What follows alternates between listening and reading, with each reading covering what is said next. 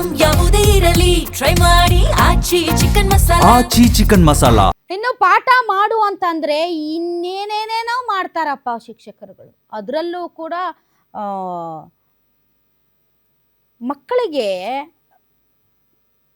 ಒಳ್ಳೆಯ ನೈತಿಕ ಮತ್ತು ಸಮಾಜದಲ್ಲಿ ಹೆಣ್ಣು ಮಕ್ಕಳು ಯಾವ ರೀತಿ ಇರಬೇಕು ಅನ್ನುವಂತಹ ಶಿಕ್ಷಣವನ್ನು ಕೊಡುವಂತಹ ಶಿಕ್ಷಕರು ಆ ಹುಡುಗಿ ವಾಸಿಸುವಂತಹ ಹಾಸ್ಟೆಲ್ ರೂಮಲ್ಲೇ ಹೋಗಿ ಇರ್ತಿದ್ದ ಅಂದರೆ ಎಂಥ ಘಾತುಕ ಇರಬೇಕು ಈತ, ಎಂಥ ಕಾಮುಕ ಇರಬೇಕು, ಮತ್ತು ಯಾವ ರೀತಿ ಮಕ್ಕಳನ್ನು ಹರಾಸ್ ಮಾಡ್ತಾನೆ. ಈ ಹುಡುಗಿ ಒಂದೇನಾ ಅಥವಾ ಈ ಹಿಂದೆ ಈತ ಈ ರೀತಿ ಎಷ್ಟು ಕೆಲಸ ಮಾಡಿರ್ಲಿಕ್ಕಿಲ್ಲ, ಅಷ್ಟು ಕಾನೂನಿನ ಭಯನೂ ಇಲ್ಲದೆ ಇರೋ ರೀತಿಯಲ್ಲಿ ಈತ ವರ್ತಿಸಿದ್ದಾನೆ ಅಂದರೆ ಈ ಸ್ಟೋರಿನ ನೀವು ನೋಡಲೇಬೇಕು ವೀಕ್ಷಕರೇ.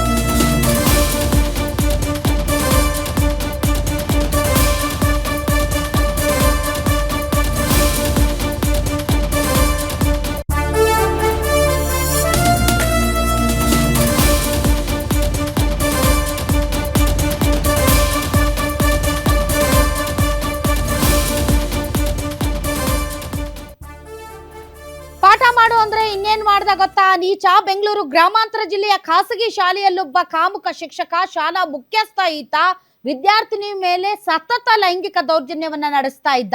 8ನೇ ತರಗತಿ ಓದ್ತಾ ಇದ್ದಂತ ವಿದ್ಯಾರ್ಥಿನಿಗೆ ಈತ ಲೈಂಗಿಕ ಕಿರುಕುಳ ಕೊಡ್ತಾ ಇದ್ದ. ಬೆಂಗಳೂರಿನಲ್ಲಿ ಬಂದು ಹಾಸ್ಟೆಲ್ನಲ್ಲಿ ಇದ್ಲು ಈ ಬಾಲಕಿಯನ್ನ ಹಾಸ್ಟೆಲ್ನಿಂದ ಕರೆದೊಯ್ದು ಲೈಂಗಿಕ ದೌರ್ಜನ್ಯ ಕೊಡ್ತಾ ಇದ್ದ. ಅಷ್ಟೇ ಅಲ್ಲ, ಆ ಬಾಲಕಿ ವಾಸಿಸ್ತಾ ಇದ್ದಂತಹ ಹಾಸ್ಟೆಲ್ನ ರೂಮ್ನ ಬೋಲ್ಟು ಬೀಗವನ್ನ ಕಳಚಿ ಬಿಸಾಕಿದ್ನಂತೆ ಈತ. ಯಾಕಂದ್ರೆ ಹಾಸ್ಟೆಲ್ನಲ್ಲೇ ಬಂದು ಇರೋದಕ್ಕೆ. ಓ ಮೈ ಗಾಡ್, ಹಾಸ್ಟೆಲ್ನಲ್ಲೇ ಒಂದು ರೂಮ್ನಲ್ಲಿ ಇರ್ತಿದ್ದಂತೆ ಈ ಕಾಮುಕ ಟೀಚರ್.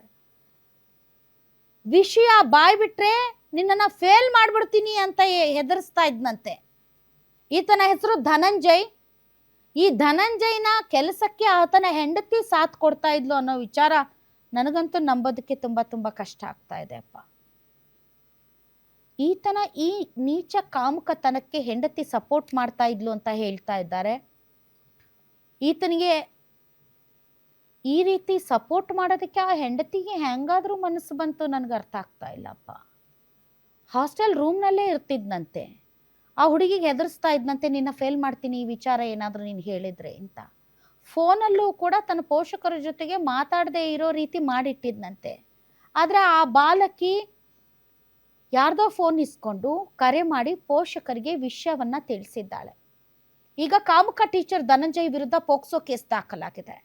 ಕಾಮುಕ ಧನಂಜಯ್ ಮತ್ತು ಆತನ ಪತ್ನಿಯನ್ನ ಪೊಲೀಸರು ಬಂಧಿಸಿದ್ದಾರೆ.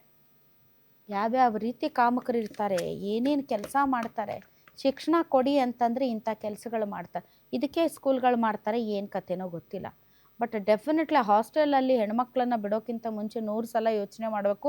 ಆ ಪರಿಸರ ಹೇಗಿದೆ, ಆ ವಾತಾವರಣ ಹೇಗಿದೆ, ಅಲ್ಲಿ ಶಿಕ್ಷಕರು ಹೇಗಿದ್ದಾರೆ, ಅಲ್ಲಿ ವಾರ್ಡನ್ ಹೇಗಿದ್ದಾರೆ, ನಮ್ಮ ಮಕ್ಕಳಲ್ಲಿ ಸೇಫ್ ಆಗಿರ್ತಾರಾ ಇಲ್ವಾ ಅನ್ನೋದ್ರ ಬಗ್ಗೆ ಖಾತ್ರಿ ಪಡಿಸ್ಕೊಂಡೇ ಹೆಣ್ಮಕ್ಳನ್ನ ನಾವು ಹಾಸ್ಟೆಲ್ಗೆ ಬಿಡಬೇಕು. ನಾಟ್ ಓನ್ಲಿ ಹೆಣ್ಮಕ್ಳು, ಗಂಡ್ಮಕ್ಳು ಸಹಿತ. ಮೊನ್ನೆ ನೋಡಿ ಯಾವುದೋ ಒಂದು ಹುಡುಗ ಹಾಸ್ಟೆಲ್ನ ಮಹಡಿಯಿಂದ ಕೆಳಗಡೆ ಬಿದ್ದು ಸತ್ತೋಯ್ತು, ಓನ್ಲಿ ಬಿಕಾಸ್ ಆಫ್ ಅಲ್ಲಿ ರೂಮ್ಮೇಟ್ಸ್ ಕೊಡ್ತಾ ಇರುವಂಥ ಕಿರುಕುಳ ಅಂತ. ಬಟ್ ಇದು ಅದಕ್ಕಿಂತ ತುಂಬ ಘನಘೋರ ಗಂಭೀರವಾದಂಥ ವಿಚಾರ.